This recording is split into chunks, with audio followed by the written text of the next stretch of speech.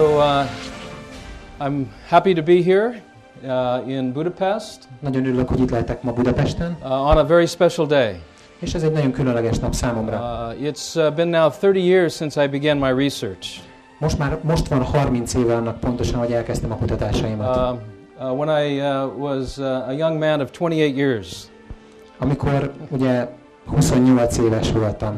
So hopefully the program is working for me. Tehát úgy néz ki, hogy ez a program ez számomra is bevált. So today I'm 58. Tehát meg vagyok 58 éves pont ma.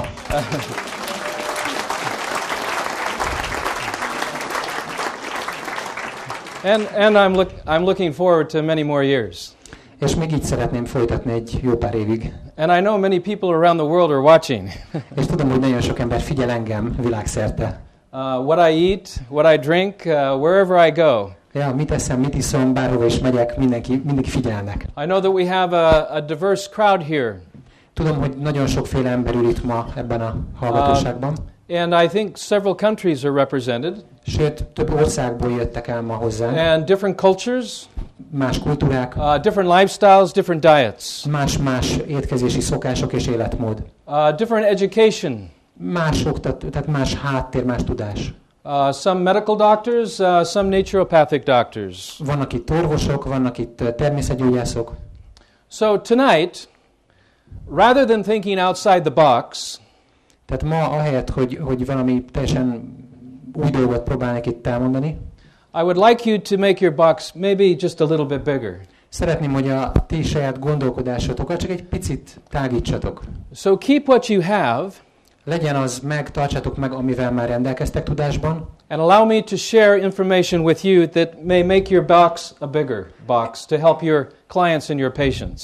Csak annyit engedjetek meg nekem, hogy ez az információ, amit én szeretnék átadni, az is beleférjen. Lehet, hogy egy kicsit növelni kell a doboz méretét, de így tudtok segíteni talán a klienseiteknek. So my intention is to add to what you already know and to help you in understanding this new way of thinking, this new way of living, this new way of eating. Nekem csak az a szándékom, hogy segítsek abban, hogy jobban rálássatok erre az új étkezési módra, gondolkodásmódra, életmódra, ennyi. Now the title of tonight's discussion is the alkaline pH of the body. Tehát a mai beszélgetésünknek tulajdonképpen egy címe az, hogy a test lúgos pH értéke. And the key to sustainable energy and the prevention of disease. És a kulcs a tartós energiaszinthez és a betegségek megelőzéséhez. When I wrote the book Sick and Tired, I began with a premise. Amikor megírtam a Fáradtan és betegen című könyvemet, akkor egy előfeltételezésem volt egy alapelvem. And keep in mind, this is 20 years ago. És ne felejtsük el, hogy ez 20 évvel ezelőtt volt. So this was quite challenging for most. Tehát a legtöbb ember számára ez valami nagyon új volt, vagy kihívást jelentett gondolat. And even today it may be challenging for some. És még az is lehetséges, hogy néhányaknak még ez ma is új és szokatlan. The premise is this, that there is only one health. Tehát ez az alapelv, csak egyfajta egészség létezik. Not many healths. Nem többfajta egészségi állapot. And there's only one disease or disease. És egyfajta testi rossz működés vagy betegség. Not the plurality or diseases. Tehát nem többes számban, nem sokféle betegség. I describe this one sickness or one disease. Én leírtam ezt az egyetlen betegség, egyetlen probléma dolgot. As the over-acidification of the blood and then tissues. Aként, hogy ez tulajdonképpen nem más, mint a szöveteknek, és először is a vérnek, és aztán a szöveteknek a túlzott savassága. That leads to what I refer to as latent tissue acidosis. Ami tulajdonképpen ahhoz vezet, amit úgy nevezünk, hogy látens, azaz lappangó szöveti elsavasodás. Now, for medical doctors, they are taught in medical school compensated acidosis and decompensated acidosis. Tehát az orvosok tulajdonképpen az orvosegyetemen olyasmiről beszélnek, hogy kompenzált, meg nem kompenzált savasodás vagy acidózis. And this is in response to the body trying to maintain its alkaline design. De ez nem más, mint a szervezet válasza arra, hogy megpróbálja valahogy fenntartani a lúgos szervezeti állapotot. In latent tissue acidosis, the pH of the blood is perfectly balanced at 7.365 to 7.4. Tehát amikor ez a bizonyos lappangó szöveti acidózis vagy savasodás bekövetkezik, akkor a vér még teljesen rendben van, tehát 7,365-től 7,4-ig pH értéken van. But the acidity of the tissues is declining, or the alkalinity of the tissues is declining. De viszont a szöveteknek a lugossága az már csökken és romlik. This declining acidity can be measured by testing urine pH. Ezt a bizonyos romló szöveti lugosságot meg lehet mérni úgy is, áttételesen, hogy az ember megméri a vizeletnek a pH-ját. By testing the pH of the sweat. Azon kívül az izzadságnak a pH-ját is ugyanúgy meg lehet mérni. By testing lymphatic fluids. És a nyirok nedveknek a lugosságát is meg lehet mérni. And is represented in what I believe all disease from what I refer to as stage 1 acidosis up to stage 7 acidosis, which I will introduce you to. És ezeket úgy lehet kifejezni tulajdonképpen ezeket az állapotokat, amit én úgy nevezek, hogy 1-es stádiumú szöveti elsavasodástól egészen a 7-es stádiumú szöveti elsavasodásig, amelyeket majd részletesen át fogunk tekinteni ma. The blood has to maintain its integrity, its delicate pH at 7.365. De az biztos, hogy a vérnek meg kell maradnia annál a bizonyos, nagyon kényes pH egyensúly állapotba, ami 7,365.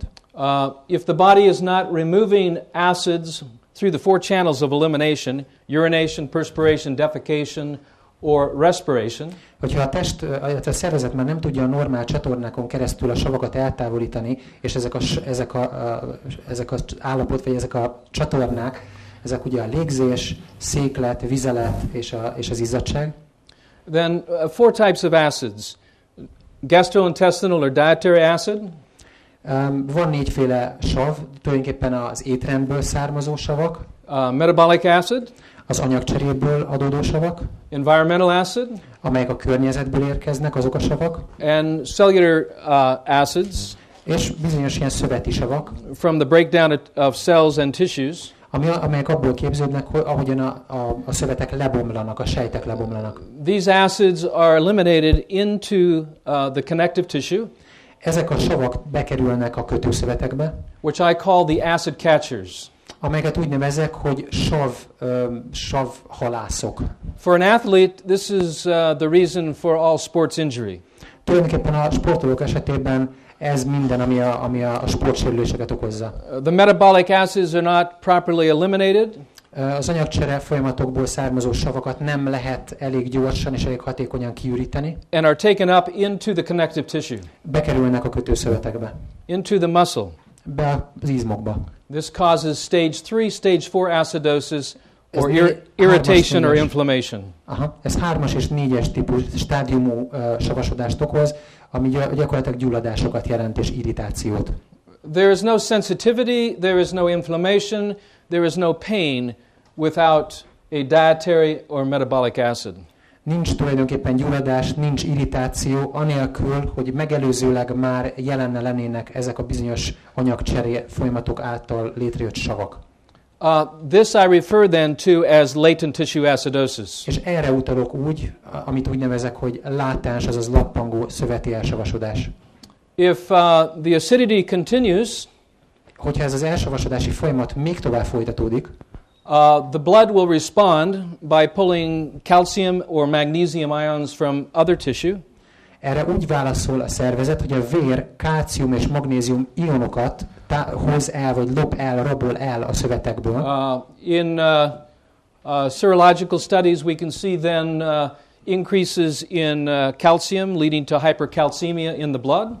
Ezt például úgy láthatjuk kísérletekben, hogy a vérnek a kálcium szintje megnövekszik. And an increase of pH from 7.365 to 7.4 to 7.5. És azt lehet látni, hogy a vérnek a pH-ja normális 7,365-ről fölmegy 7,4-7,5-ig is.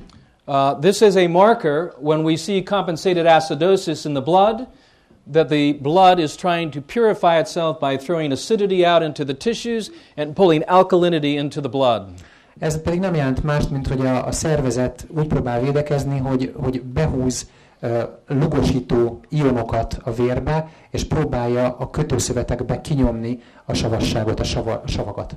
Compensated acidosis simply, or a state of alkalosis in the body fluids, is a state of tissue acidosis. Tulajdonképpen ez a bizonyos kompenzált elsavasodás, ez semmi más nem jelent, mint hogy a szervezet igyekszik valahogy megoldani a problémát, és nem másra utal, mint arra, hogy ez a bizonyos lappangó szöveti elsavasodás már beállt. And a marker for a cancerous condition. És ez már előjelez egy rákos állapotot.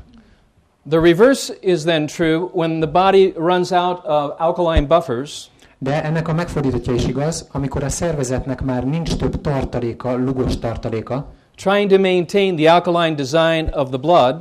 Mivel megpróbálta már ezt felhasználni, ami volt, arra, hogy föntartsa a vérnek a pH egyensúlyát. We see a shift from compensated acidosis to decompensated acidosis. Na, ekkor történik az, hogy a bizonyos kompenzált elsavasodásból lesz a nem kompenzált elsavasodás. Now we see a blood pH running from 7.365 to 7.3 and to 7.2. És ilyenkor azt látjuk, hogy a vérnek a pH-ja hirtelen nem, hogy nőne, hanem már leesik egészen 7,3-ra, sőt 7,2-re is.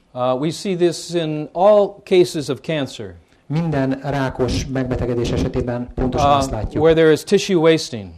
Amikor azt látjuk, hogy már a szövetek pusztulnak. And the body is pulling alkalinity into the blood. A test megpróbálja a vérbe behúzni a lugosító anyagokat. To maintain the integrity of the alkaline integrity of the blood. Hogy megpróbálja megőrizni a saját lugos egyensúly állapotát. One of the things that we're doing is we are infusing 5% concentrations of sodium bicarbonate directly into the bloodstream. Amit megpróbáltunk csinálni, az az, hogy direkt beinjekciózunk a vérbe gyakorlatilag szódabikarbonátnak egy 5%-os oldatát. When you begin to force alkalinity, you will see a dramatic shift in your patient. Amikor az ember forszírozza azt, vagy erőszakolja, hogy a lugos kémhatást elérje, akkor a páciensekben egy drámai fordulat következik be a páciensek állapotában. The need for insulin, the need for morphine. Tehát a szükséglet arra, hogy inzulint adjanak be, vagy morfimot. The need for oxycontin. Oxycontin, ez egy fájdalom. Painkillers. Igen. Yeah. Tehát akkor az, hogy fájdalomcsillapítót kapjon például a rákos beteg, will significantly be reduced or eliminated completely. Nagyon jelentősen csökkent, tehát az ilyen irányú igény, vagy teljesen meg is szűnik. And rather than add to the already acidic toxic effects of acidosis with painkillers or other medications, és ahelyett, hogy még megtetéznénk a már elsavasodott állapotot azzal, hogy további gyógyszereket, fájdalomcsillapítókat juttatnánk a szervezetbe, I realized that when the body is sick, hogy amikor a test beteg, it's in a state of systemic acidosis, akkor tulajdonképpen az egész szervezet, az összes szervrendszer el van savasodva. That has localized at the weakest parts of the body. De azt látjuk, hogy ez az egész állapot a szervezetnek a leggyengébb pontján ütközik ki igazán. For a woman, if it's the breast tissue, tehát hogyha egy nőnél például ez a mellszövet, such as a inflammatory carcinoma, például egy karcioma, ami éppen gyulladásban van, where there's no tumor, amikor még nincs tumor, this is the expression of systemic acidosis that is localized to the breast. Ez tulajdonképpen egy kifejeződés annak, hogy az egész szervezet el van savasodva, de egy bizonyos ponton jelenik meg, és ez a mellszövet. The body is in latent tissue acidosis. A szervezet már ugye lappangó szöveti elsavasodás állapotában van. And possibly compensated acidosis with the pH of the blood going up to 7.4, even 7.5. És az is lehet, hogy a vér esetében azt látjuk, hogy már ez a bizonyos kompenzált acidózis állt be, tehát a vérnek magasabb lesz a pH értéke, 7,4-7,5, mint aminek kellene lennie. We can then begin infusions, intravenous infusions of sodium bicarbonate. Ekkor kezdjük el a szódabikarbona oldatnak az infúzióban történő beadását. If this is not possible, then we do oral Hogyha ez nem lehetséges, akkor szájon át szedetjük be. And we also do this rectally. És beöntés formájában is. We can also localize through injection, not in the tumor, if there is a tumor, but around the tumor. És úgy is megoldható ez a dolog, például, hogyha egy tumorról beszélünk, hogy nem bele a tumorba injekciózzuk ezt az oldatot, hanem körül injekciózzuk a tumort. With 4 injections 5 szúrással around the tumor, a tumor körül, to neutralize the acidic pool, hogy meg tudjuk, tehát a közömbösítő, egy ilyen közömbösítő anyaggal vegyük körül a tumort, of most likely lactic acid, ami nem hiszük, hogy más, mint a tejsav, ami ott van, of which the tumor sits in. Amiben csücsül ez a bizonyos tumor. This will neutralize the acids in a particular area. Ez egy bizonyos helyen, egy bizonyos területen fogja közömbösíteni a savas állapotot. It will begin the process of crystallization. Elkezdődik egy ilyen kristályosodási folyamat. The tumor will become hard. A tumor megkeményedik. And angiogenesis will be suppressed.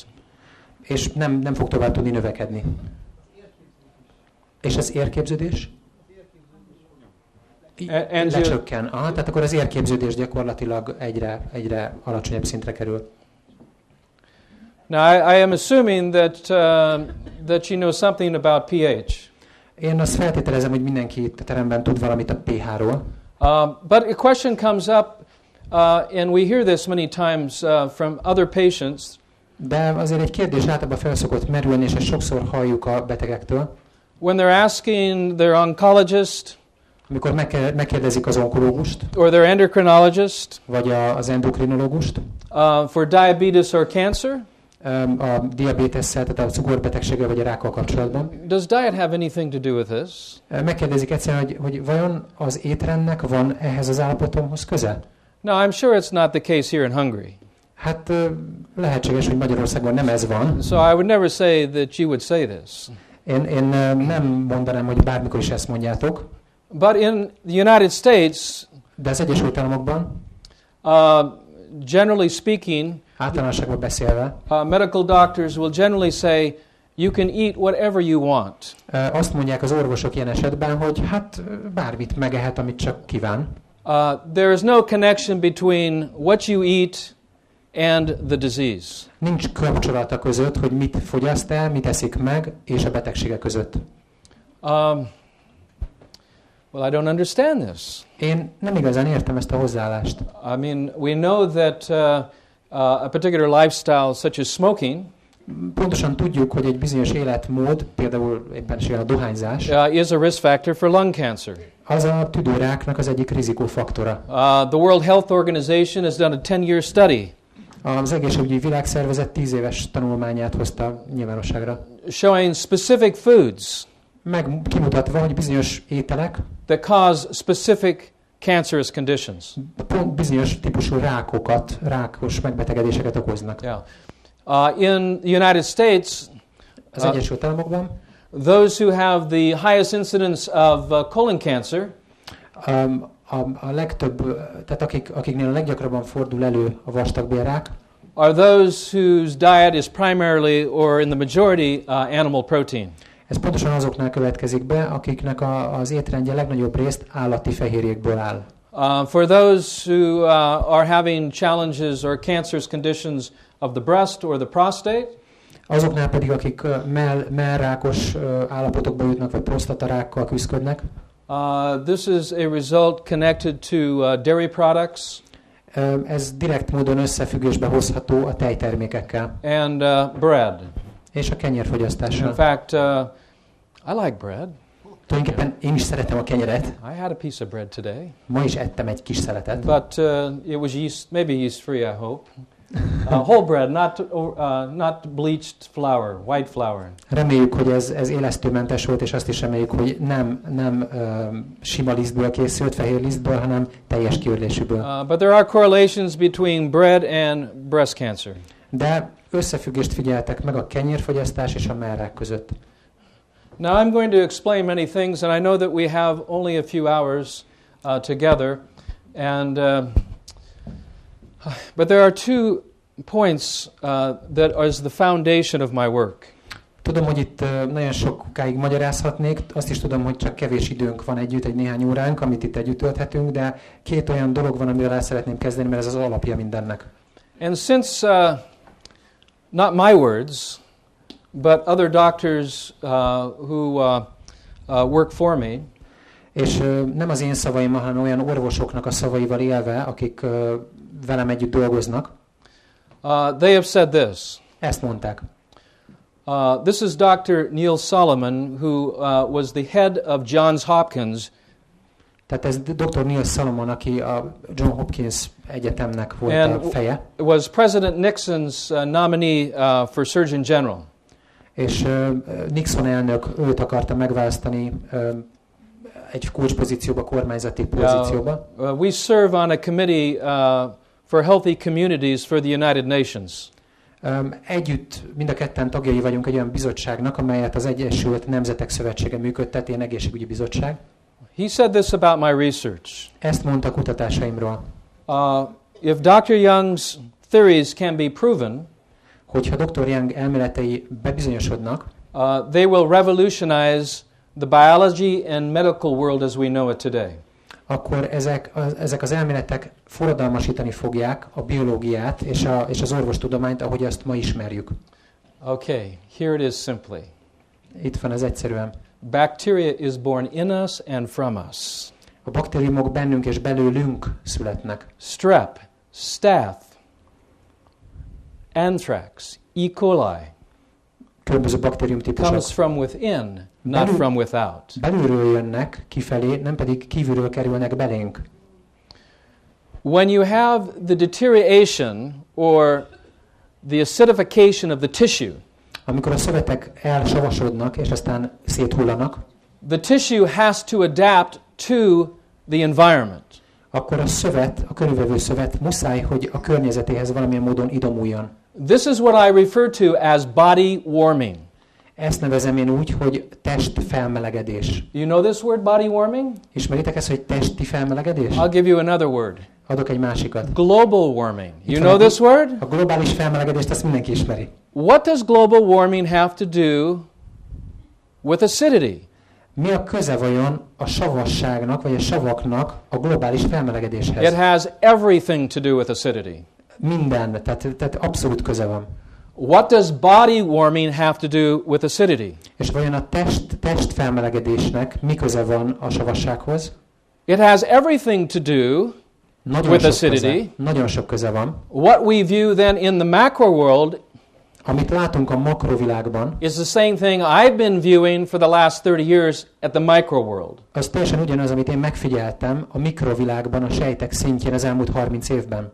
I am watching the deterioration and transformation of body cells. Megfigyelem a test sejtjének leépülését és átalakulását. Becoming bacteria in the first phase. Először is baktériummá válnak. Yeast in the second phase. Élesztőgombává a második Mold in the third phase. Penészgombává a harmadik before it fázisban. completely breaks down into these small anatomical elements. Mielőtt a legkisebb anatómiai elemekké lebomlanának.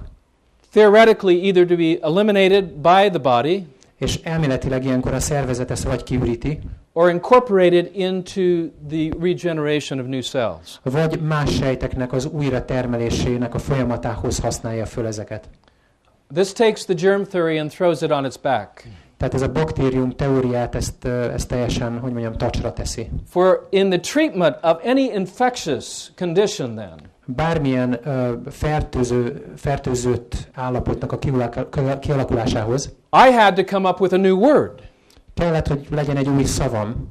Because it was not an infection which gave rise to the etiology that something from the outside was coming on into the inside. Hisz nem az volt a helyzet már, hogy az ember megfertőződött valamitől, ami kívülről bekerült a szervezetébe. But I realized at a moment that it was not the infection. Aztán rájöttem, hogy tulajdonképpen nem a fertőzés itt a lényeg. Or the outside invasion of some microform. Vagy ez nem az a lényeg, hogy valami külső támadó megtámadja a szervezetet. But a compromise in the alkaline environment, hanem az itt a lényeg, hogy valahogy megsérült ez a belső lugos környezete a szervezetnek. And what I was viewing was an outfectious state.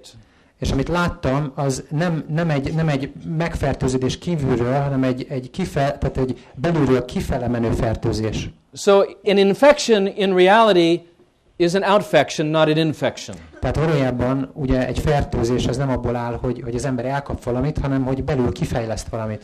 Well, why is this significant? Mi ennek a jelentősége?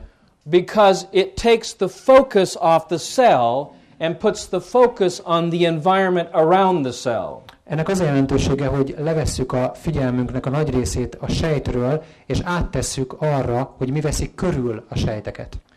Whether I'm talking to doctors in Beijing, Teljesen mindegy, hogy Kínában beszélek orvosokkal, or in Boston at Harvard, vagy Bostonban, Harvardon. This is very new for them. Ez valahogy új nekik. But if you put on your common sense hat, De hogyha az ember fölteszi azt a sapkáját, amire az van írva, hogy józan paraszt ész, this etiology that disease is born in us and from us, akkor ez az ideológia, vagy az elképzelés, hogy a betegség az bennünk, belőlünk születik, from our own personal lifestyle and dietary choices, mégpedig a saját életvezetésünknek és a saját étrendi választásainknak a következményeként, puts responsibility back on the individual person, abban a pillanatban a felelősség visszakerül a személyre, az egyénre. and then as a practitioner, as a doctor, És mint orvos, mint gyakorló orvos, helping that patient, whether it's tinnitus or whether it's cancerous condition, to take responsibility for their lifestyle and dietary choices. orvosként azt mondhatjuk, hogy teljesen mindegy, hogy mi az állapot, lehet az rák, az ő étrendjének és életmódjának a következménye az, hogy jobbra fordul, vagy nem fordul jobbra az állapota. From ringing in the ears to cancerous breast to an acidic prostate, these are not things that you get, these are things that you do. Tehát akár az van, hogy az embernek csöng a füle, akár rákos lesz, akár a prostatájával van probléma, ez mind-mind annak a következménye, amit csinálunk, és nem pedig elkapjuk ezeket a dolgokat, és nem megtörténnek valahogy velünk, megmagyarázhatatlanul. So this is what I've been up to for the last 30 years. Tehát pontosan erről szólt az életem az elmúlt 30 évben. As Dr. Sabota would say, after 40,000 blood samples, over 20,000 patients, in over 72 different countries.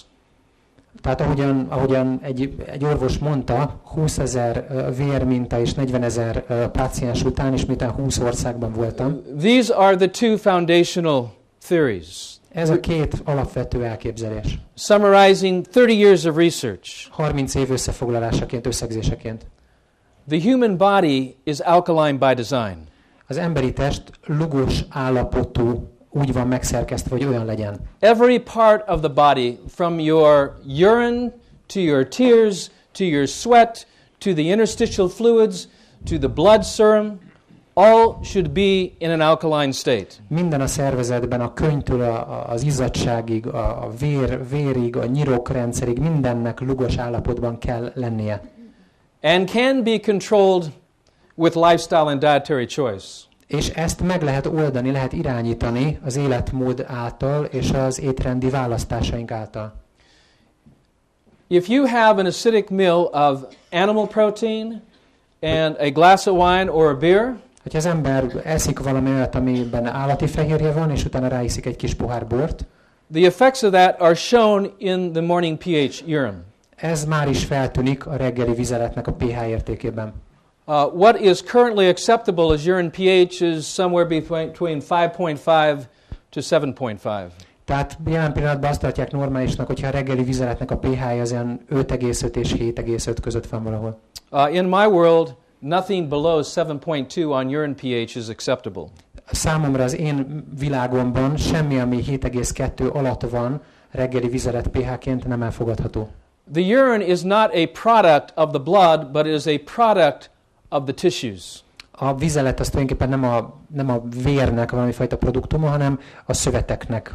It is the best controlled way to test, for the patient to test, much like doing a birth control test, for managing tissue pH. Ez a legjobb módja, a leginkább kontrollálható módja annak, hogy meg tudjuk mérni a szöveteknek a pH értékét, kb. Olyan, mint egy terhességi teszt a terhesség megállapítására. So the first foundational principle is the body is alkaline by design. Tehát a legfontosabb és elsődleges megállapításom az az, hogy a testnek a felépítése lúgos természetű. All body secretions should be 7.2 or greater. Mindenfajta kiválasztott testnedv 7,2 vagy a fölött kell, hogy legyen, lugosabb kell, hogy legyen. Any pH below 7.2 is an indication of latent tissue acidosis. Bármifajta 7,2 alatti érték mutatja, hogy már bekövetkezett ez a bizonyos lappangó szöveti elsavasodás. And for the doctors here, they know that this term, latent tissue acidosis, or to medical technicians, this condition of latent tissue acidosis is not taught at any university in the world. Azt pedig a jelenlévő orvosok nagyon jól tudják, hogy ezt a bizonyos szakifejezést, hogy látens szöveti elsavasodás, ez sehol a világon nem képezi részét a tananyagnak az orvosi egyetemen. This is, I think, one of the most important things that I share. Ez szerintem az egyik legfontosabb információ, amit én így át tudok adni.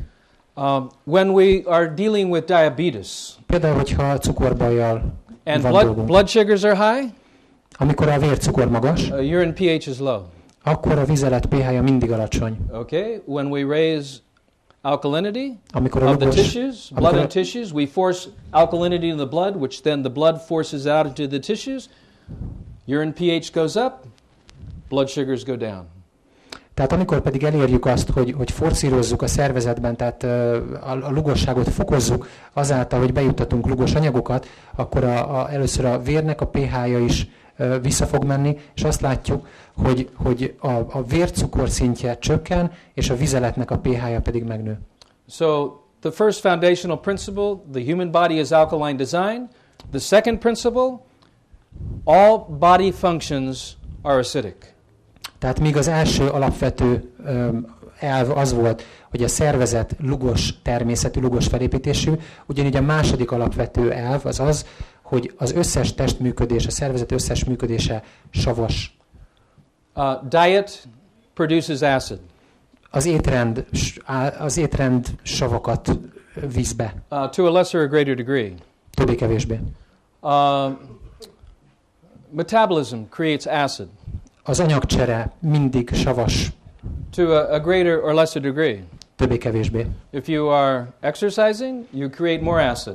Hogyha az ember edz, akkor több sav jön When létre. you're sleeping, you're creating less acid. Amikor pedig alszunk, akkor jóval kevesebb sav képződik. So all functions, from the beating of your heart to even your thoughts, Tehát az összes funkció, a szív dobogástól kezdve még a gondolkodási folyamatokig is. So all thinking creates acids that could be harmful to health. Tehát maga a gondolkodási folyamatok is tulajdonképpen savas végtermékeket hoznak létre, ami károsíthatja az egészségedet. So maybe we should have less thoughts. Lehet, hogy egy kicsit kevesebbet kellene agyalni. There is a correlation between someone who's having lots of thoughts from an emotion, let's say, worry. Tehát van egy ilyen összefüggés, hogyha az ember nagyon sokat agyal, nagyon sokat gondolkodik, de aggódik valamiért.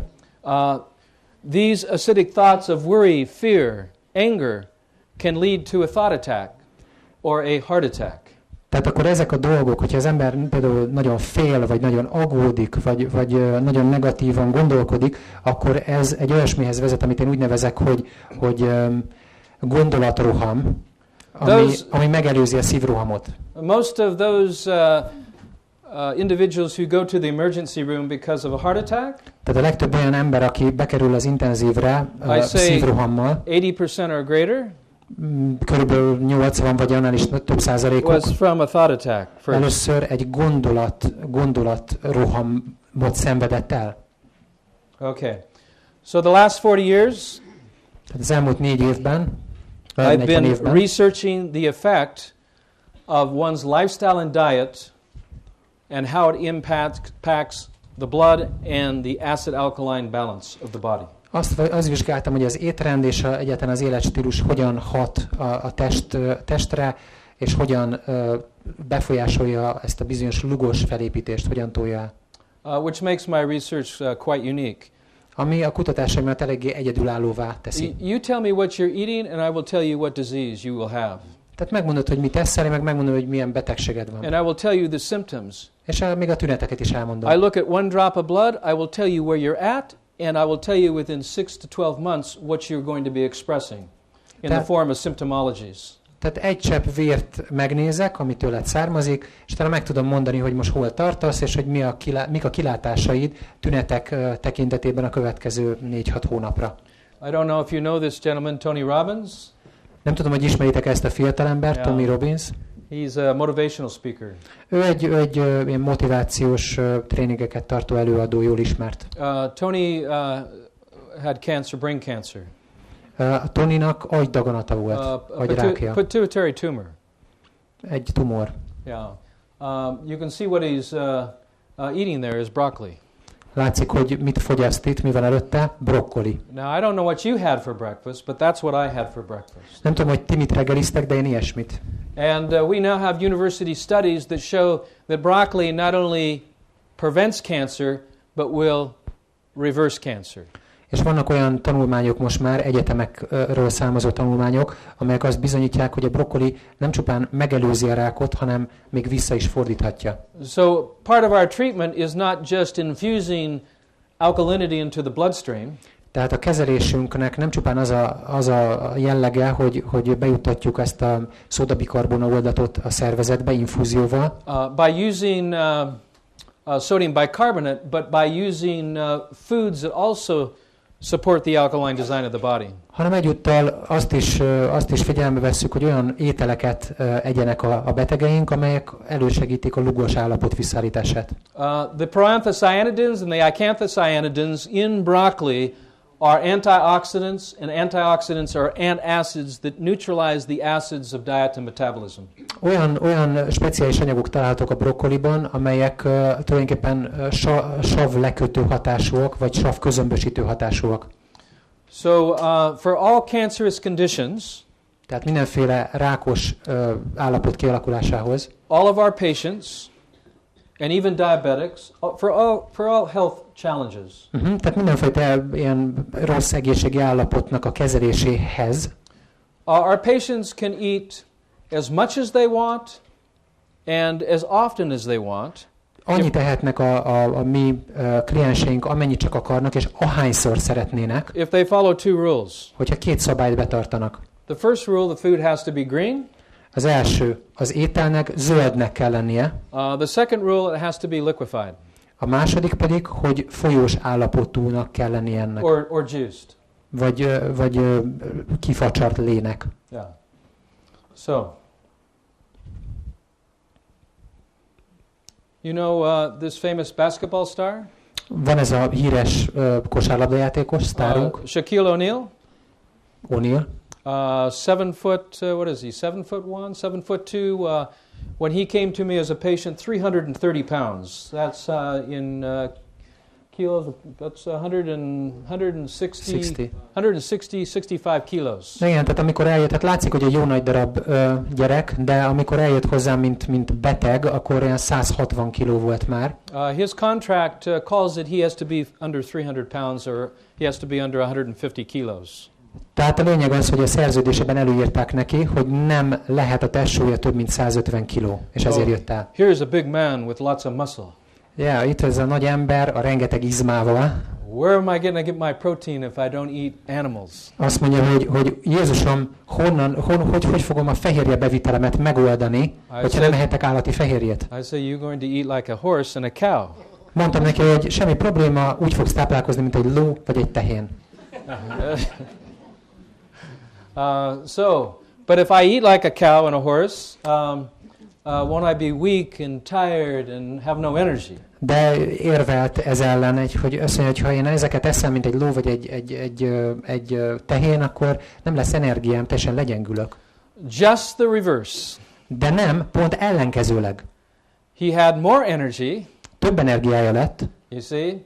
And it was more sustainable energy. És ez az energia tartósabban, kiegyensúlyozottabban volt. Rather than going up and down throughout the day. Mint hogy így ugrándozzon az energiaszint hanem így fölment szépen fokozatosan, and stay sustained for many hours. és megmaradt ugyanazon a szinten sok órán keresztül. So I put him on broccoli and spinach and celery and cucumbers. Úgyhogy amit kapott, az mindenféle ilyen jó zöldség volt, brokkoli, zeller, uborka, spenót. And one of my favorite, which you can eat as many as you'd like. És egyik kedvencem, amit bárki megehet, és én nagyon szeretem. And that is avocado. Az az avokádó. Yeah, avocado. Yeah. 3, 4, 5, he was eating 8 to 10 avocados a day. Hát normális embernek 3-4 megtesz egy nap, de ő olyan 8-10-et bekanalazott. And then he started drinking this green drink. Anybody have a green drink? És aztán elkezdte a zöld italt is inni. Van valakinél egy zöld ital? Na, hagyd nézzük. So he started drinking grass. Elkezdte a füveket inni. Not smoking it, but drinking it. Nem szívni, inni. So none of this. Ooh, man. Nem ez volt. Yeah, but he was drinking, right? Inni. Yeah. Oh, sorry, I just about had some. Bocs, majdnem belekóstoltam. Yeah. So what we are treating then as doctors are effects rather than cause. Tehát amit kell itt csinálnunk az az, hogy meg kell vizsgálnunk az okokat, és nem pedig csak a következményeket. I was at the hospital today. Ben voltam ma egy kórházban. And I looked in on some of the other patients in the hospital. Megnéztem másokat is. And it was breakfast time. És éppen reggeli idő volt. And I couldn't believe I would be in the hospital too if I was eating what they were serving. Hát az igazság az, hogyha nekem is azt kéne ennem, amit ott felszolgáltak, akkor én is most már kórházban lennék. This has to change. Ennek változnia kell. You cannot build healthy blood. Az ember nem tud egészséges vért létrehozni. Build a healthy body. Nem tud egészséges testet, szervezetet létrehozni. On cow's milk, on coffee, tehéntejjel, kávéval, or animal meat. Például vagy húsokkal. It just doesn't work. Ez csak egyszerűen nem működik. Yeah, so I will show you some blood pictures, okay? Mutatok egy pár vérképet, so vérről készült képet. Understanding this cause and effect relationship. A lényeg lenne megérteni ezt a bizonyos ok-okozati összefüggést. So unfortunately, some of us are in this type of lifestyle. This is what happens in the United States. Tehát az a probléma, hogy a jelenlegi életstílusunkkal például ez történik az Egyesült Államokban is. They go from an acidic bottle. Elindulunk egy cumis üvegtől, ami már savas dolgokat tartalmaz. To a very strong acid called Pepsi or Coca-Cola. És folytatjuk a Pepsi-Colával, meg a Coca-Colával, ami rettenetesen savas. And then it goes from one acid to another acid, beer. Egyik savtól a másikig megyünk, tehát a sörre térünk át. And then they end up in the hospital on an IV, right? És utána ott van szépen az infúzió. This doctor must be mad. Sorry. I couldn't. That's my mad scientist picture. Ja, igen, ez az őrült tudós kép Dr. Youngról. Kedves kép. So here, in the one disease, there are 7 stages.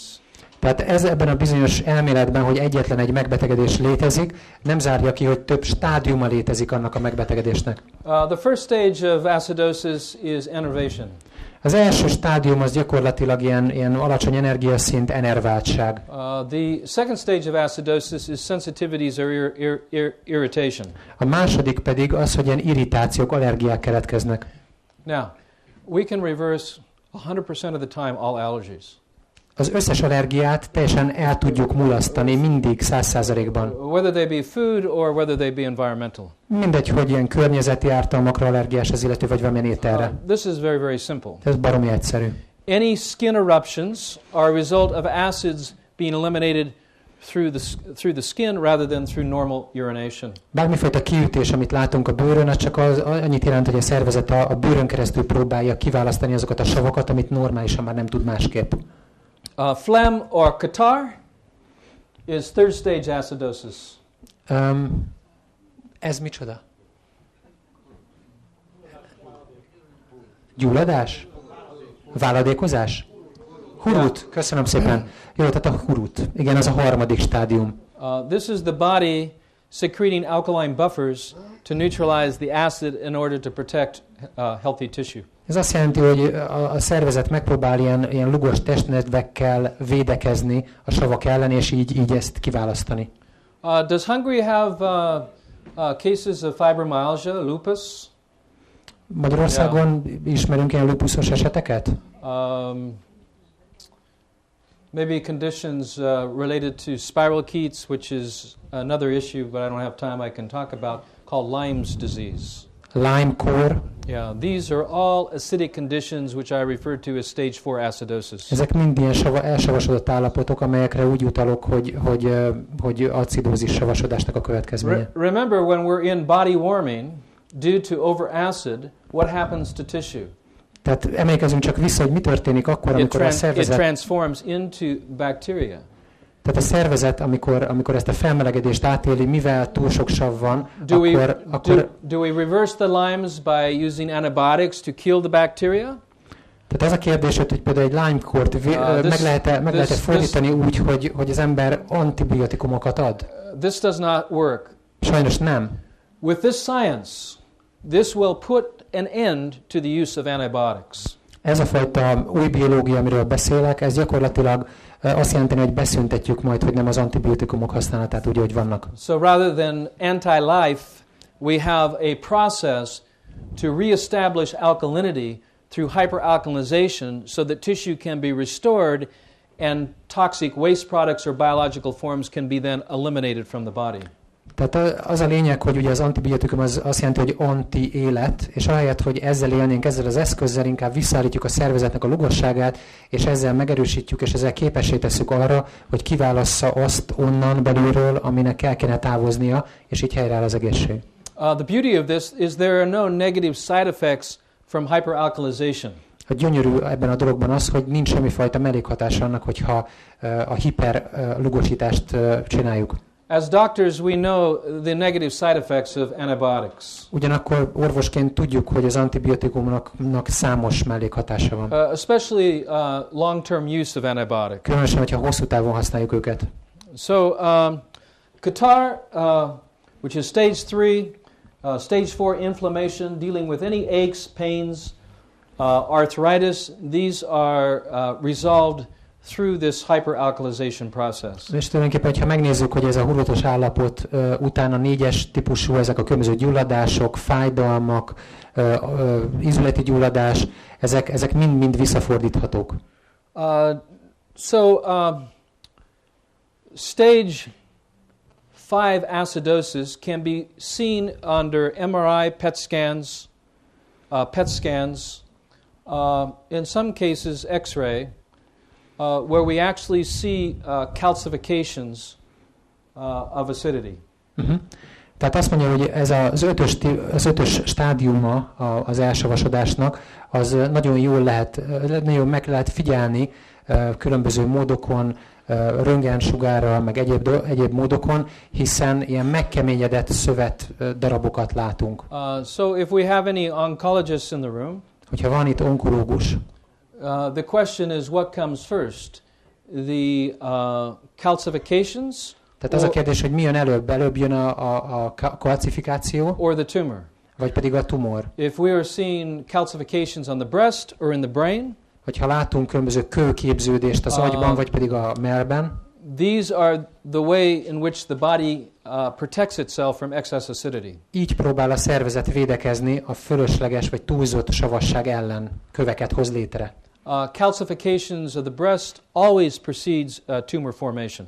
Tehát mindig, amikor köveket, csomókat látunk a mellben, az mindig megelőzi a rákos állapotot. And calcifications where they may be found anywhere in the body, such as in cataracts, in the eye, the brain, the breast, the lung, the liver, the bowels or the reproductive organs. Teljesen mindegy, hogy hol vannak ezek a kövek az agyban, a szemben, a tüdőben, a májban, az epében, vagy pedig a reproduktív szervekben.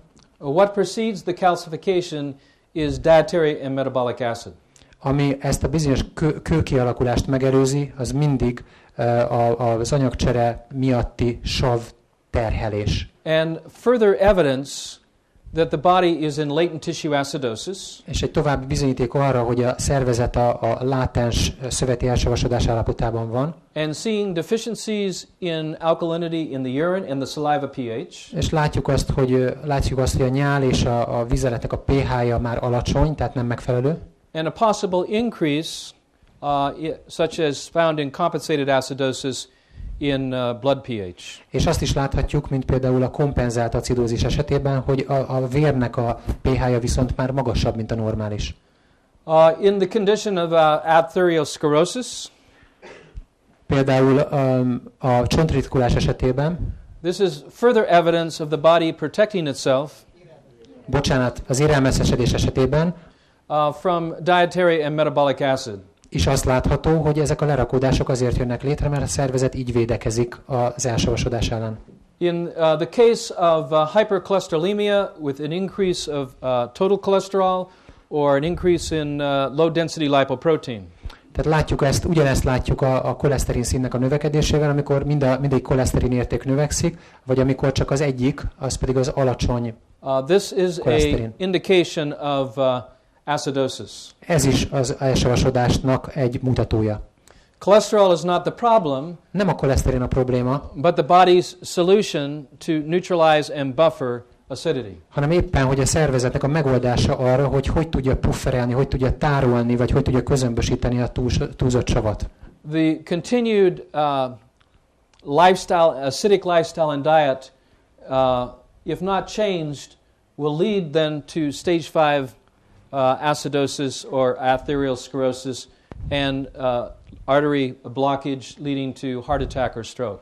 Tehát ha az ember nem változtat az életstílusán és folytatja azt a savasító életmódot, amit eddig is csinált, akkor azt látjuk, hogy érelmeszesedés lesz, az erek megkeményednek, és ez érelzáródáshoz, majd pedig szívinfarktushoz vezet.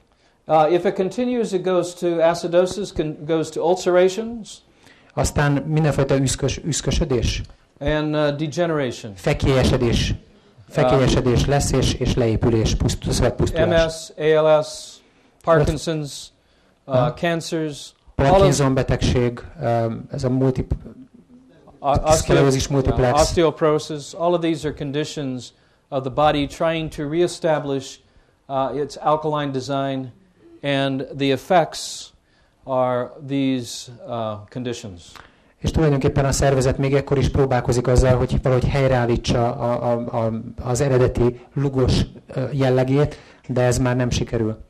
So when I said this 20 years ago, amikor én ezt mondtam 20 évvel ezelőtt, I say it now, és most is mondom, there is only one sickness and one disease, hogy egyetlen egy megbetegedés, egyetlen egy betegség létezik csak, and that's the overacidification of the blood, then tissues due to an inverted way of living, eating and thinking. És ez nem más, mint a szervezetnek, a vérnek az elsavasodása, azért, mert az ember tehát felborult az egyensúly az étkezésben, az életmódban és a gondolkodásban is. We see this in the macro world, such as here I have some of our organic grapefruits biologically transforming. Tehát itt van például, ezt látja az ember a kinti világban, tehát nem csak a szervezeten belül. Itt van például 2 grapefruit, amit mi termesztünk, és látjuk, hogy ez hogy alakul át biológiailag. From a healthy state to an unhealthy state. Egy egészséges állapotból egy már beteg állapotba. Such as in this case we could relate this to expressions on the surface of the skin. Ugyanezt látjuk a bőrfelületen is, amit az előbb a grapefruittál. To conditions of the lung from a smoker. Ugyanezt látjuk a dohányzás esetében egy dohányosnak a tüdejében. And we can see very much the acid crystallizations. Látjuk a kikristályosodott savakat. As the way the body tries to protect itself. Amint a szervezet próbál valahogy védekezni. From the acidic toxins from smoke. A savas mérgektől, amelyek a füstből kerülnek a szervezetbe.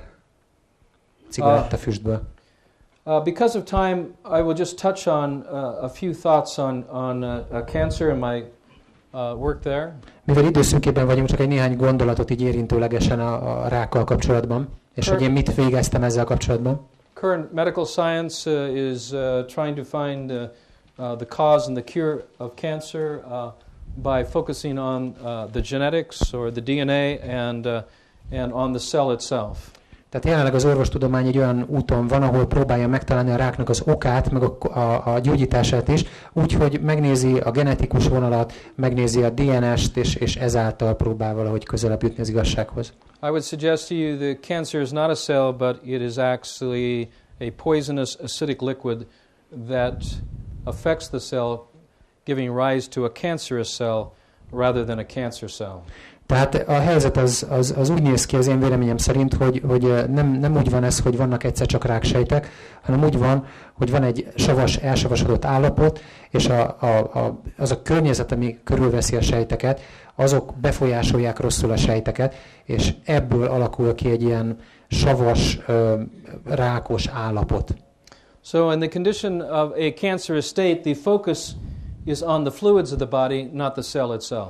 Tehát nem megyünk semmire azzal, hogyha csak a sejtekkel foglalkozunk, hanem a savas test folyadékokkal, ami körbeveszi a sejteket, azzal kell foglalkozzunk. And that's why we have such a high success, over 90% reversal on an array of different cancerous conditions. És pontosan ez magyarázza ez a megközelítés, hogy miért van olyan jó sikerarányunk, több mint 80%-os a mindenfajta típusú ráknak a visszafordításában.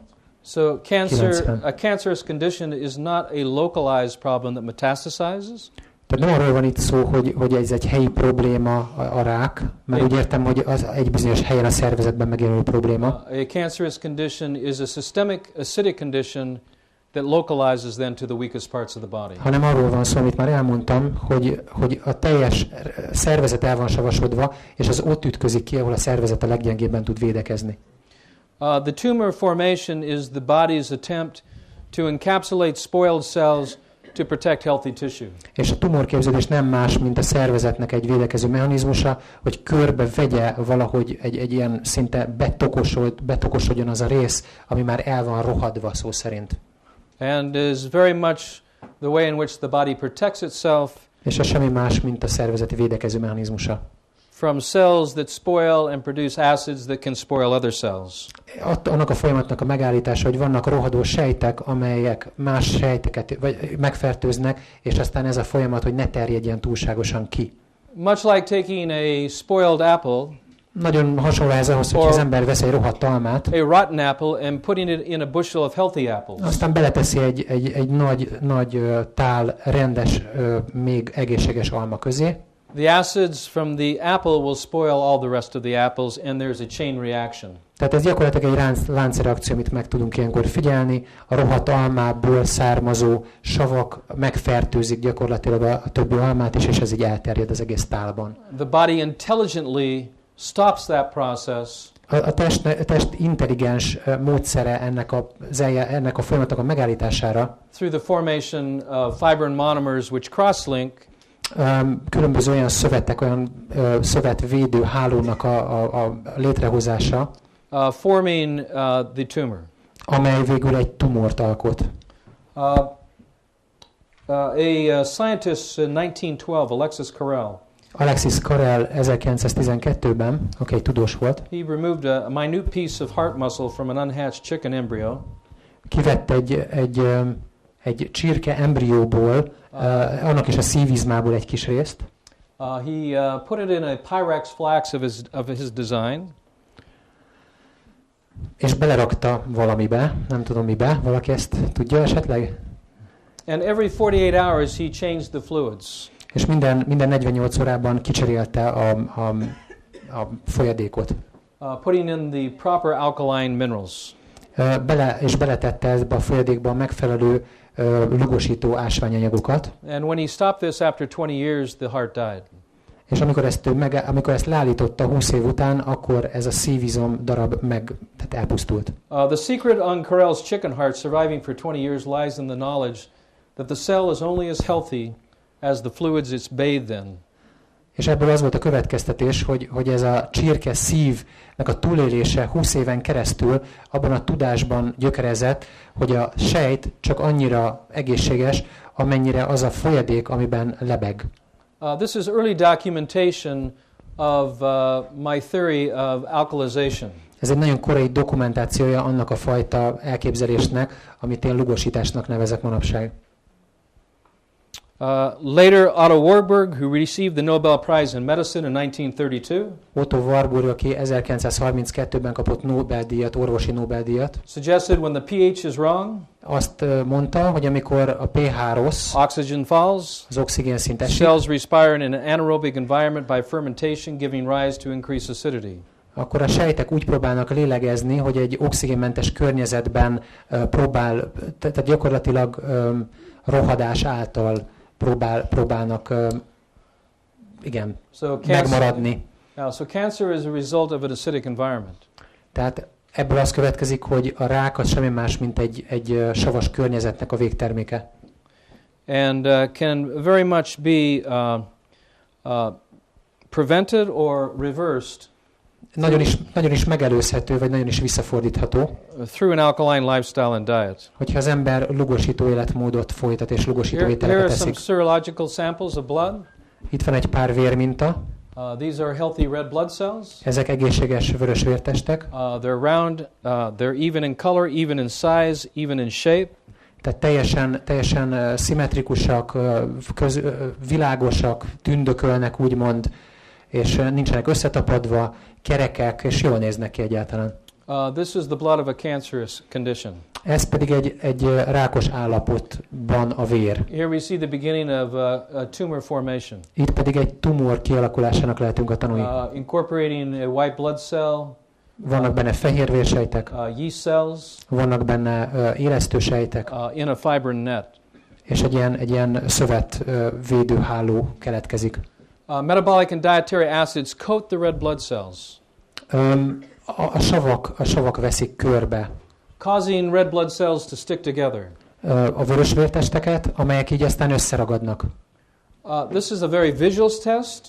Ez nagyon-nagyon vizuálisan látható dolog. And should be done first before any other testing. És ezt kell csinálni legelőször, mielőtt még bármi egyebet tennénk. From here we can do other testing and examinations to determine the condition of that particular organ or gland. És innen kiindulva tudunk további teszteket végezni, hogy lássuk annak az adott szervnek vagy mirigynek az állapotát, vagy jobban meg tudjuk vizsgálni. Using the pH Miracle whole body plan. Tehát, hogyha a pH csoda teljes szervezetre vonatkozó módszerét alkalmazzuk. In a condition of breast cancer as the localized area, but metastasized to other areas of the body. De ezt látjuk például egy mellrák esetében, hogy van egy helyi probléma, de ez kiterjed a testnek a többi részére is. These are the first serological samples of the blood with acid crystals and the grouping or symplastism of the blood. És látjuk ezeket a jellemző dolgokat, össze vannak tapadva a vörösvértestek, és ott vannak a kikristályosodóban lévő savak. And then 90 days later, from a cancerous condition to no cancer. És hogyha az ember követi a pH csoda programot, akkor látja az első állapotból egy olyan 90 nap múlva lesz egy teljesen egészséges állapot. Using diet, lifestyle and hyperalkalization treatments. Tehát, hogy az ember a megfelelő életmódot, étrendet követi, és ezt a bizonyos hiperlugosítás módszert alkalmazza. Here is the PET scan of metastatic cancer. We can see cancer throughout the vertebrae. Látunk itt egy ilyen szkenneléssel tehát létrehozott felvételt, hogy a rák az tulajdonképpen elterjedt már a szervezetben. In the liver. Gerincrák. In the liver. Aztán several spots in the lung. Látunk a tüdőben foltokat. The clavicle. We see the ribs. Látunk a bordákon, kulcsonton. And in the pelvis. Medencecsonton is. This is in March 28, 08. Tehát ez 2008 március. After receiving chemotherapy of carboplatinum. Miután kemoterápiát kapott az illető. And I think one other chemotherapy drug. És kemoterápia, tehát valami más kemoterápiás gyógyszert is. Very little change from March to May as it pertains to the spine here. Tehát elég kevés a változás, hogyha megnézzük a különböző területeket, amit az előbb is végignéztük. Tüdőben ott van, and also the pelvis. És a medencecsontnál is ott van még. This patient came and és a gerincnél. To the PH Miracle Living Center. Eljött hozzánk ez az illető a PH Csoda életmód központba. We put him on the hyperalkalization program. A hiperlúgosító programra rátettük. The diet. Követni kezdte ezt az étrendet. As outlined in chapter 11. Well, you have a book here? Ami a 11. fejezetben is benne van. So chapter 11 in the PH Miracle for Weight Loss. Ez pedig a PH Csoda fogyás könyv. So we call this the PH Miracle for Cancer right now. Most úgy nevezhetnénk, hogy a PH Csoda a rákra. What works for weight loss and weight gain also works for diabetes and cancer. Hisz ugyanaz, ami működik a testsúlynál, az működik a rák esetében is, illetve működik a cukorbaj esetében is. It also works for smoking cessation. Whatever the condition is. Teljesen mindegy, hogy mi a baj. If you want to cure cancer or you want to lose weight, it's the same protocol. Ugyanaz a protokoll, hogyha az ember például szeretne a testsúlyából leadni, vagy pedig szeretné a rákot visszafordítani. One sickness, one treatment. Azt mondja, hogy egy betegség létezik, ennél fogva aztán egyetlen egy kúra van. Here's 3 months later. Ez pedig nálunk eltöltött 3 hónap után.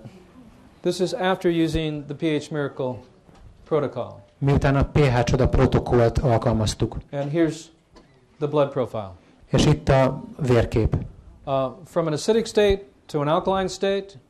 Amikor megvolt az átmenet a savas állapotból a lúgos állapotba. We see a significant reversal of cancer in the spine. Látjuk, hogy eltűnik szinte a rák a hátgerincből. To here. Innen ide. No cancerous conditions in the pelvis. Látjuk, hogy nincs rákos daganat már, vagy rákos sejtek nincsenek már a medencecsonton. Lung or liver. Aztán látjuk, hogy a májban sem, illetve a tüdőben sem. This is what we call a PH miracle. És ezt nevezzük PH csodának. Here are 2 type 1 diabetics. Itt van 2 egyes típusú cukorbeteg gyerek. The youngest boy here, Gabriel. A fiatal Gabriel. 6 years old. 6 éves. Nathan, 9 years old. És Nathan pedig 9 éves. Type 1 diabetes. Mind a ketten egyes típusú cukorbetegek voltak. What did the blood look like? Hogy nézett ki a vérük? Okay, where are the problems? Itt vannak a problémák. We have oxalic acid. We have crystals. Oxásav, kristályosodva. We have sugar crystals in the bloodstream. Cukorkristályok benne a véráramban. These are evident throughout the entire serological sample. Ez látszik az mintában mindenütt. And cannot be mediated by taking insulin. És ezt nem lehet úgy megoldani, hogy az ember inzulint fecskendez be. This is why diabetics don't die from diabetes, they die from heart disease and other conditions. És ez a magyarázat annak, hogy a cukorbetegek nem magából a cukorbetegségbe halnak bele, hanem valami más megbetegedésbe, a szívbajba és egyebekbe. But what I discovered was quite significant. De amit felfedeztem, az meglehetősen jelentős. The diabetes does not begin in the pancreas. Hogy nem a hasnyálmirigyben kezdődik a cukorbetegség. Diabetes begins in the small bowel. Hanem a vékonybélben. And diabetes precedes the congestion or damage to the small intestine due to ingestion of animal protein. És tulajdonképpen az történik, hogy megsérülnek a bélbolyhok a vékonybélben, mielőtt bármifajta cukorbetegség kialakulhatna. So it's important to understand that we have a double loss of base when we eat chicken, pork, fish, turkey, lamb. Tehát jó, az ember tudja, hogy duplán is veszíthet azzal, hogyha állati fehérjét, állati húsokat eszik. For every molecule of acid that is produced, uric acid, sulfuric acid, for phosphoric acid, nitric acid, we lose 2 molecules of sodium bicarbonate. Tehát amikor az ember állati fehérjét eszik, akkor minden egyes savas melléktermékre, különböző savak, amik képződnek ilyenkor, két molekulányi, tehát minden egyes sav molekulára 2 molekulányi szódabikarbóna. So what preceded the diabetes in children, or what precedes diabetes in children, is constipation of the bowel due to ingestion of animal protein. Tehát ami például a gyerekeknél a kialakuló cukorbetegséget megelőzi, az ilyen elzáródások a bélben, és ez pedig az állati fehérjék miatt van. Now these two cases we followed now for a year and a half. Ezeket az esetek, ezt a két fiút már 2,5 éve nézzük. And when we began testing blood insulin, there was no blood insulin after eating carbohydrate. Amikor pedig elkezdtük nézni, még a kezdetén, hogy mi történik, amikor szénhidrátot fogyasztottak, akkor láttuk, hogy a vérükben nincs inzulin. So the pancreas was not secreting any insulin into the bloodstream. Semmi inzulin nem választott ki a hasnyálmirigy a véráramba. Now that's been reversed. Ez pedig most már teljesen rendbe jött. There is a cure for type 1 diabetes. Van kúra az 1-es típusú cukorbetegségre. You don't know this though. Bár az ember erről nem nagyon hall. This is not good news for big business. Ez a nagy gyógyszergyárak számára lehet, hogy nem olyan jó biznisz. But it's good news for two diabetic children that they do not have to be diabetic. De a két gyereknek annál jobb hír, hogy nem kell egész életükben cukorbajosként élniük. And they are no longer on insulin. Nem kell, hogy inzulint kapjanak már. And they can now eat carbohydrate. Most már szénhidrátokat is ehetnek. And their blood sugars stay under 90. I don't know what your ranges are. That's 90 alatt marad a vércukorszintük. Nem tudja, hogy Magyarországon ez hogy van bekalibrálva, de a normál tartományban van a vércukorszintjük. But the correlation between diabetes and the bowel is significant. De a cukorbetegség és a belek közötti összefüggés az nagyon-nagyon fontos. This is a year later on Gabriel. Ez 1 évvel később Gabrielnek a vére. The serological samples of live blood from here. Innen ide jutottunk. No indication of the bowel is clear. Semmi probléma nem látszik már. All of my treatments incorporate reestablishing the alkaline design of the entire alimentary canal. Minden olyan kezelés, amit én alkalmazok, az arra irányul, hogy visszaállítsam az egész emésztő rendszernek a lugosságát. The basic protocol, az alapvető protokoll, I refer to as the COWS plan. Úgy nevezzük, hogy tehén program, ami az angol szó összerakásból áll. This is an acronym. Ez egy rövidítés. Referring to chlorophyll. Klorofil a C. Increased oil and oxygen.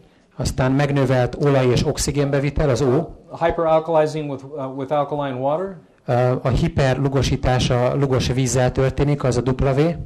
And anywhere from 20 to 25 grams of sodium chloride. És 20-25 gram só. And up to 25 to 50 grams of sodium bicarbonate. És 25-50 gram szódabikarbóna per nap. Show you the live blood az élő vércsepp of one of my patients where I was able to catch some of this biological transformation or pleomorphism. Tehát amit én úgy nevezek, hogy pleomorfizmus, tehát biológiai átalakulás, az egyik páciensemnek a vérében ez elég jól látszik, hogy ez hogy történik. Here we see Filamentous bacteria. Itt egy baktérium. Using CPR testing anthrax. Here we see what are called codocytes. Hematology would call these codocytes, and we see the biological transformation from a anthrax-like bacteria into a blood cell. Hát azt mondja, hogy egy ilyen anthrax baktériumból gyakorlatilag látjuk az átalakulást vérsejté. The reverse, coming out of the blood cell, és az ellenkezője, comes the bacteria. Kijön a vérsejtből a baktérium. This is where bacteria is born. It's born in and out of body cells. A testsejtekből születnek meg. And it can go back or forth. Tehát ez így is úgy is oda-vissza működhet. This is conducive to the pH of the environment. Ez attól függ, hogy milyen a pH-ja a környezetnek. The more acidic the patient, Minél savasabb a páciens, the more we see these biological transformations. annál több ilyen átalakulást látunk. The end result that I have documented is the potentiality for an infectious condition based upon a change in an environment moving towards a more acidic environment, giving rise to bacteria, yeast, which is always a common microform in any serious illness. Jó, tehát a végkonklúzió az, hogy tulajdonképpen amikor a szervezet savasodik, egyre savasabb lesz, akkor azt dokumentáltam le, hogy hogyan jelennek meg a gombák, a penészgombák, az élesztőgombák, és hogy ezek mindig jelzik egy súlyosabb megbetegedésnek a közelettét, vagy jelenlétét. Tehát különböző típusú betegségekre különböző típusú gombák, baktériumok jellemzőek. This is the nature of matter, to be able to change its form or function. Így ez az anyagnak a természete, hogy képes megváltoztatni a formáját, illetve a működését, a funkcióját is. You're probably familiar, kind of moving through here, probably changing our thoughts here, going and looking at a cholesterol for a minute. Tehát nézzük meg egy pillanatra a koleszterin szintet is. This is the landmark study that was published in the Lancet in 1986. Ez egy Lancet nevezetű újságban, illetve folyóiratban lett nyilvánosságra hozva 86-ban. This supports my theory that cholesterol is being released to prevent overacidity in the body. És ez bizonyítja az én elképzelésemet, miszerint a szervezet azért gyártja a koleszterint, hogy meg tudjon birkózni a felesleges savakkal. And this is why using statin drugs to lower cholesterol can only end in the result of what you're trying to prevent, and that is a heart attack. És azt mondja, hogy a koleszterin szint csökkentését célzó gyógyszereknek éppen ezért az a végeredménye, hogy végül az lesz, amitől meg akarta védeni a pácienst, magyarul szívinfarktus. But the pharmaceutical companies do not want the doctors to have this information. De nem biztos, hogy ezt szerették volna, hogy ez az orvosok tudomására jusson ez az információ. Because it puts an end to statin drugs. Mert ez véget vet a koleszterinra felírható gyógyszerek bizniszének. And that is evident in the continuation of this study, showing that the increase of simvastatin, pravastatin, lovastatin, you're better off just shifting your diet and lifestyle than taking these drugs in relationship to preventing coronary heart disease. És a táblázatból az derül ki, hogy ha különböző gyógyszereket szednek az emberek a magas koleszterin szintre, akkor nem sok jót várhatunk ettől, sokkal jobb az eredmény akkor, hogyha az ember az életstílusát változtatja meg, az életmódját. The best advice that a doctor then can give to a patient who has a risk for coronary heart disease is to change the diet. Tehát a megoldás az, hogyha valakinek rizikófaktorai magasak a szívkoszorúér megbetegedésre, az az, hogy megváltoztatja az étrendjét. You lower your risk significantly. Tehát ezáltal lehet jelentős csökkenést elérni rizikófaktorokban. One other thought before I leave. Még egy gondolat, mielőtt befejezném. Because in 1988, my wife Shelley and I, we started a company called Innerlight. 1988-ban a férjemmel együtt elindítottuk azt a céget, aminek az a neve Innerlight. It was based on this research. We developed this company to help educate, and from it we generated a line of products that would help to hyperalkalize and bring the body back to health and a state of balance. Szóval azért alapítottuk ezt a céget, hogy elkezdjünk az embereket képezni, elkezdjük tanítani, megismertetni ezeket az információkat, illetve olyan termékeket fejlesztünk ki, amivel ez a hiperlúgosítás létrejöhet, megvalósítható. We take protein out of the diet. Kiszedjük a fehérjét az étrendből. From animals, and we put protein into the diet from chlorophyll. Tehát kiszedjük az állati fehérjét az étrendből, és betesszük helyette a klorofillban dús étrendet. The animals in the wild do not suffer those conditions that animals in captivity suffer. Azok az állatok, amelyek a szabadban élnek, vadon élnek, nem küzdködnek azokkal a problémákkal, mint a fogságban felnevelt állatok. Here is an example of Ryan Marcotte, who went on our program, and we had others here just recently, there was 9 men and women, I don't know if they're here tonight, that participated in a, I don't know, was it a contest? Tehát volt egy úriember, akit itt láthatunk a képen, aki szintén a PH Csoda programot csinálta meg, illetve jelenleg is folyik egy úgynevezett verseny Magyarországon 10 résztvevővel, akik szintén a programot csinálják. Within 5 weeks, 5 hét leforgása alatt, losing anywhere from 8 kilos to 18 kilos, körülbelül 8-18 kilót sikerült fogyniuk, ők mind túlsúlyosak. Reversing and normalizing high blood sugars to normalized blood sugars. Magas vércukorértékekről visszament normál vércukorértékekre, több embernél az állapotuk. And experiencing greater energy and vitality. És nagyobb életkedvük lett, nagyobb vitalitásuk lett. Here we see Ryan Marcotte, who was the finalist in a Body for Life contest. És egy bizonyos versenyen ő a fináléban ott volt, tehát elindult egy versenyen, és ott volt a végső dobogosok között. So he lost 15 kilos of fat. 15 kiló zsírt vesztett. And gained 6 kilos of muscle. És 6 kiló tiszta izmot szedett föl. In 12 weeks. 12 hét alatt. Eating grass. Füvet evett gyakorlatilag. Eating broccoli, eating spinach, brokkolit és egyéb avocados, avokádót. All green foods, green drinks. Csak zöld ételeket és zöld italt. You build muscle with blood. Tehát ha az ember izmot akar építeni, az a vérből lesz. You build blood és hogyha jó vért akarsz képezni, ez arra klorofil kell. And this is why I created the product called Super Greens. És ezért fejlesztettem ki ezt a terméket, aminek Super Greens a neve. And I've seen many of you drinking this. Látom, hogy itt sokan isszák. Is it working for you? Beválik? Yes, it's working? Good. Akkor jó. Skin conditions, psoriasis. Vannak bizonyos bőrproblémák is. Here we see high white count. Látunk magas fehérvérsejtszámot. I can reverse leukemia in 72 hours. 72 óra alatt meg lehet fordítani a leukémiát. When we have high white counts, this is an indication of high acidity. Amikor túl sok a fehérvérsejt, túl nagy a savasság. No one ever has to take chemotherapy drugs for chemotherapy.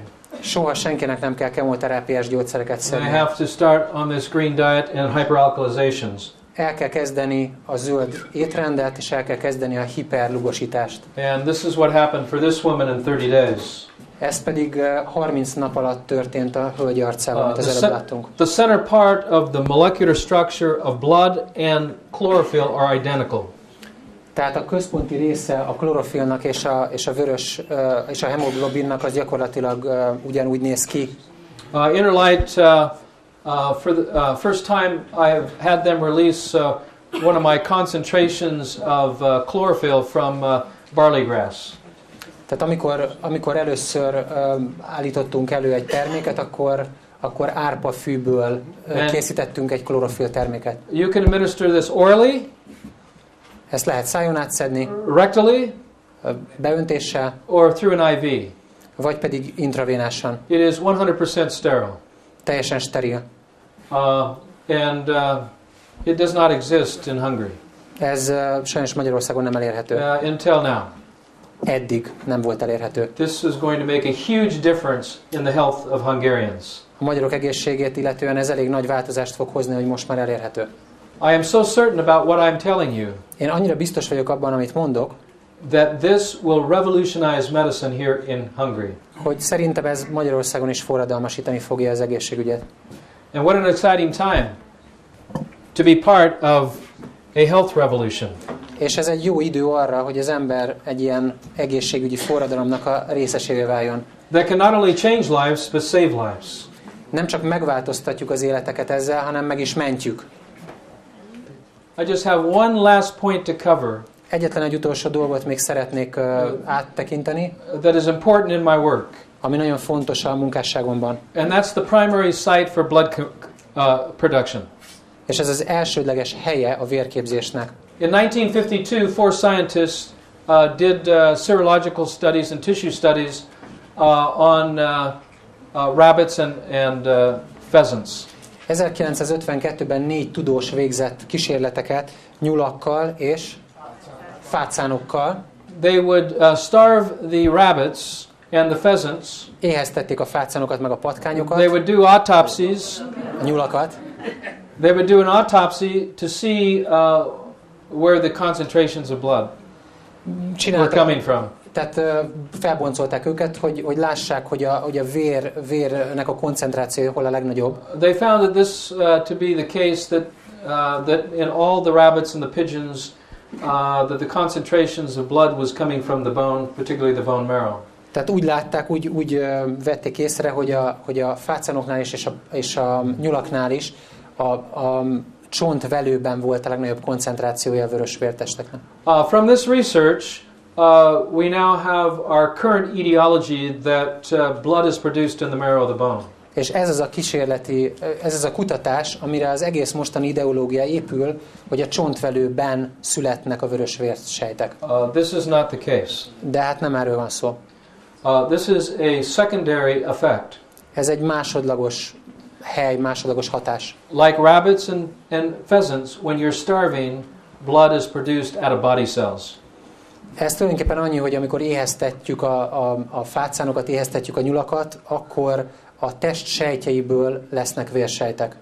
This is what happens in the treatments of cancerous conditions where the body is wasting. Ez történik egyébként a rákos betegségek kezelése közben is, amikor a test egy ilyen leromló üzemmódban működik, amikor a szövetek pusztulnak. Body cells are being broken down to produce blood cells. És ilyenkor a test ahhoz folyamodik, hogy a test sejtjeit lebontja, hogy vérsejteket képezzen belőlük.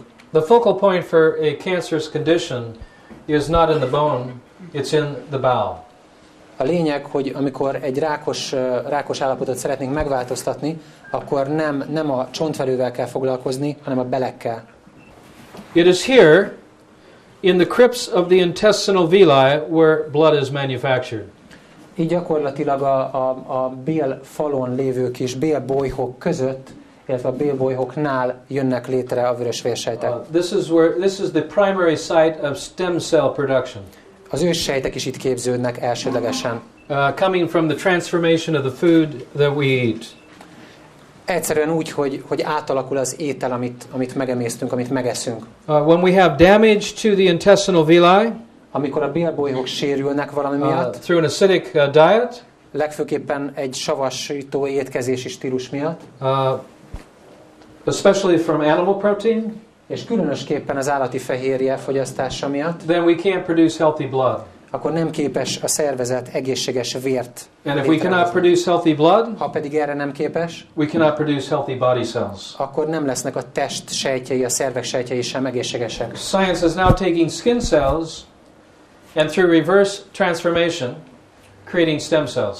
Tehát most az a tudomány álláspontja, hogy vesz bőrsejteket, és megpróbálja ezeket átalakítani őssejtekké. We do the same thing, but with the food we eat. De mi sem csinálunk más, csupán azt csináljuk, hogy azzal az étellel, az étkezéssel végezzük ezt el, amit beviszünk a szervezetbe. The first indication of this research was released in the Journal of Cell Science. Az első ilyen típusú kutatási eredmény a sejttudomány folyóiratban jelent meg. In 2008. 2008-ban. Stem cells for regeneration found in the crypts of the small intestine.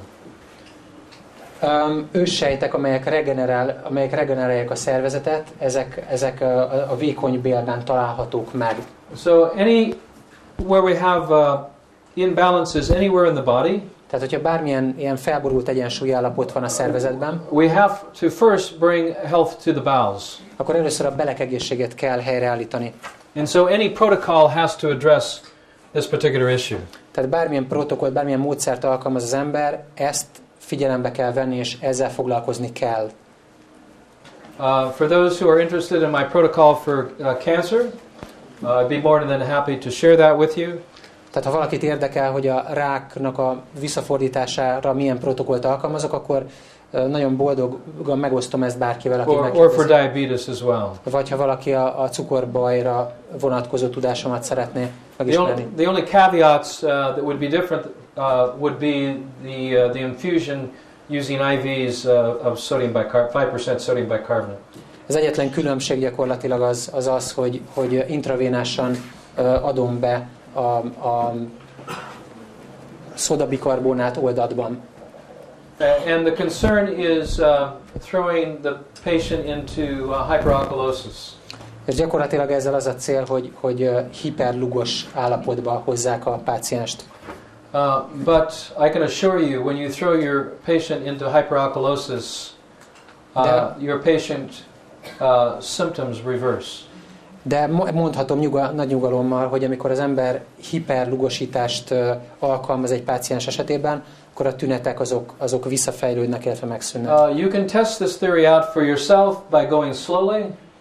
Nyugodtan letesztelheti bárki ezt az elképzelést, ezt a teóriát, úgyhogy lassan, óvatosan fog neki. Begin with oral administration of a product I developed called four salts, which is sodium, magnesium, potassium and calcium bicarbonate and carbonate. Ez a termék, ennek az a márkaneve, hogy four salts, tehát négyféle só, és magnézium, kálcium, kálium és még valaminek for oral or rectal administration. Vagy szájon át, vagy beöntéssel. Something so simple. Ez annyira egyszerű, nem? And yet so effective. És annyira hatásos. And it's right in your hands. És ott van mindenkinek a kezében. I would suggest that we have doctors here that are working with tinnitus. If they will have their patients change their diets and increase their alkalization. Tehát, hogyha itt vannak orvosok, akiknek vannak the noise in their head will magically disappear. Akkor csak annyit kellene csinálni, hogy átalakítani a pácienseknek az étrendjét, és akkor minden helyreállna. The problem's not here, it's here. A baj ez nem itt van, hanem általában lent. We clear the bowel. Kitisztítjuk a beleket. Healthy bowels. Egészséges belek. Healthy blood. Egészséges vér. Healthy brain. Egészséges agy. Healthy body. Egészséges test. You cannot start with the brain. Nem lehet kezdeni az agynál. You cannot start with the blood. Nem lehet a vérrel kezdeni. You have to start not with the bowel. Először is a But beleket what you kell. put into your mouth. És hogy mit vesz az ember a szájába. What you put into your mind. Mi az, amit befogad? Mi az a gondolat, amit befogad? Thank you for coming tonight. Nagyon köszönöm, hogy eljöttetek I ma hope you este. enjoyed our lecture tonight. Remélem, hogy élveztétek az előadást. And thank you for your participation. I look anxiously await the country of Hungary and its people to embrace this new biology and the pH miracle. És izgatottan várom, hogy ez az ország és az itt élő emberek elkezdjék követni ezt a programot, és megértsék, és elkezdjék használni. Anyway, good night and thank you. Köszönöm and God szépen. bless.